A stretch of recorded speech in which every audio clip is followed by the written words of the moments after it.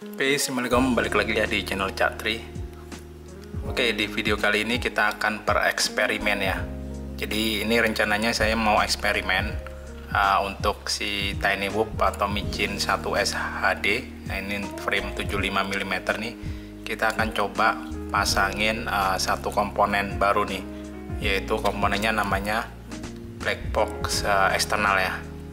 Nah, ini contohnya kayak gini nih komponennya.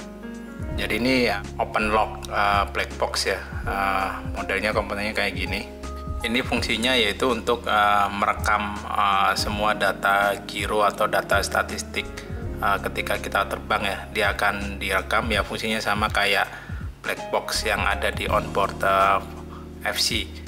Cuman bedanya ini eksternal, jadi dia butuh kayak semacam SD card ya, nanti dimasukin di sini.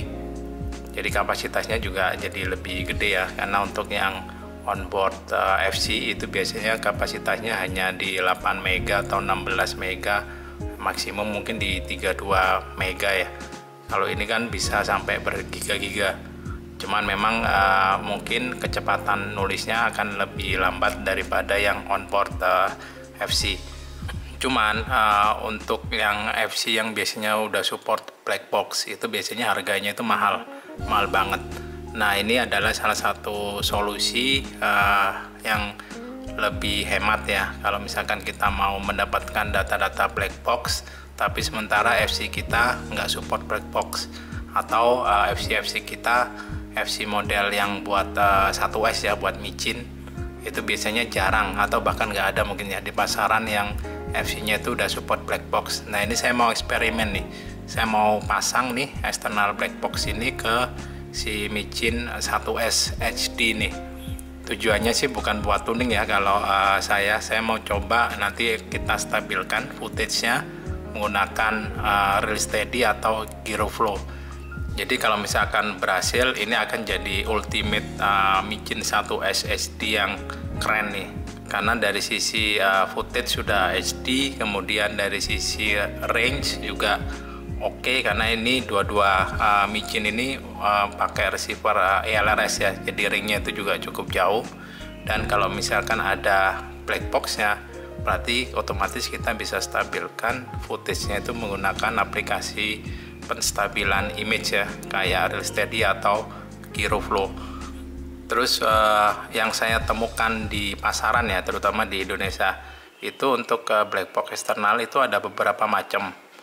Untuk firmware itu ada yang menggunakan open lock dan ada yang menggunakan open lagger. Cuman untuk yang open lagger setahuku itu harganya lebih mahal ya.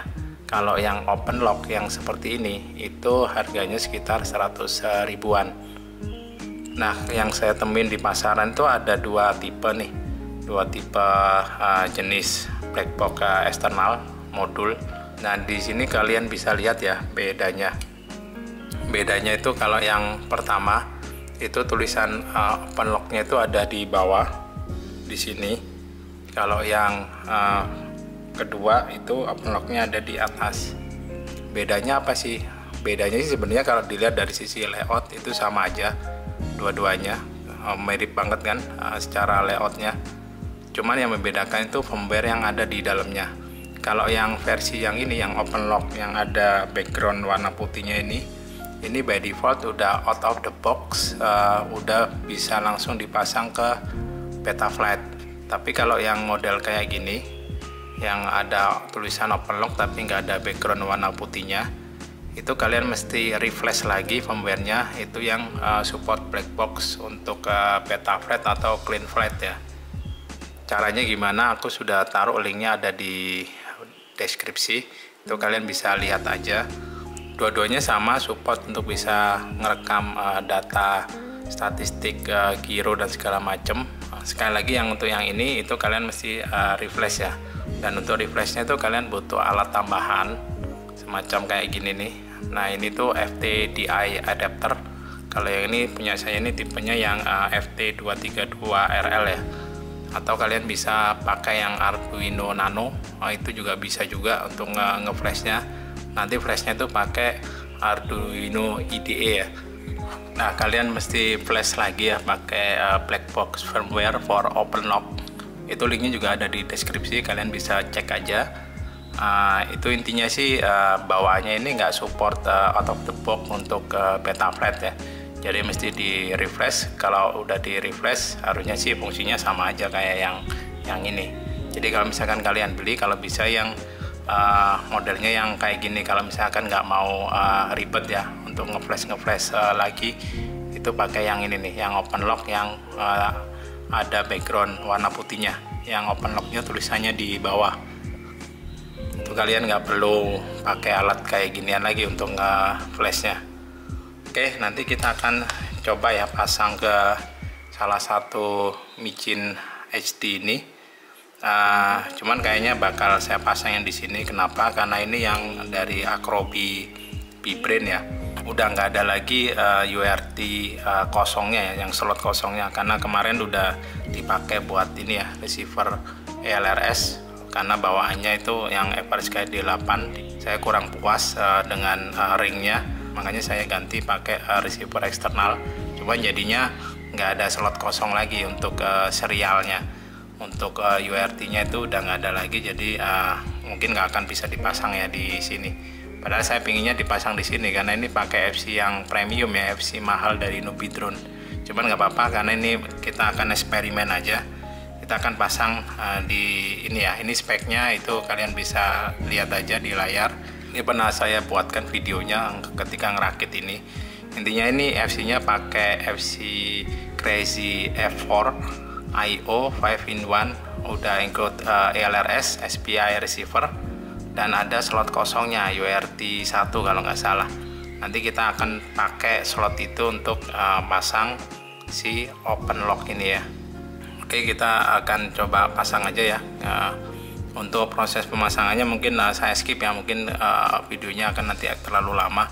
Oh ya, untuk wiring ke FC itu yang dipakai cuman 3 titik doang ya. Yang dipakai itu ground, FCC ini nanti ke 5 volt, terus sama yang RX. Jadi yang di FC-nya ini nanti itu yang dipakai TX-nya. Yang di UART yang slot kosong nanti TX-nya itu nanti disambungin ke RX ini. Untuk RX-nya nggak dipakai, jadi biarin aja, nggak usah dikonekin kemana-mana. Yang penting TX-nya yang ada di FC itu connect ke RX yang ada di black box eksternal ini. Oke, kalau gitu kita langsung pasang aja. Nah, ini udah saya pasang ya ke FC-nya, ke micin HD ini. Ini saya tempatkan di sini ya, di bawahnya FC. Nah, ini kalian lihat nih, ada black box eksternalnya, itu saya taruh di sini. Jadi ini nanti kita bisa masukin SD cardnya nih ke sini. Tapi ini butuh pinset ya. Nah, dipasangnya nanti seperti itu. Ini saya nggak tahu ya bobotnya berapa. Kita akan coba timbang ya. Takutnya ini keberatan malah nanti terbangnya nggak bagus. Nah, ini kita coba timbang aja.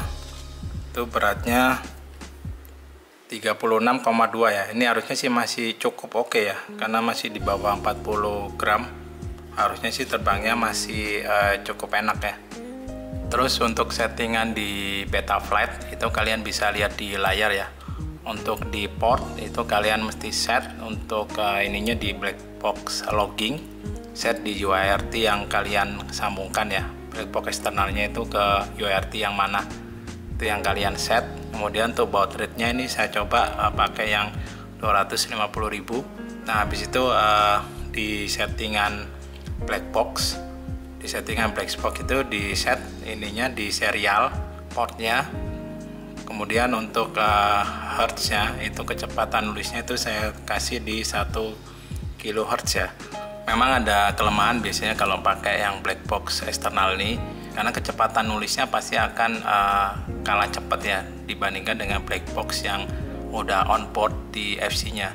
Karena dia menggunakan komunikasi menggunakan port serial, which is itu ada delay.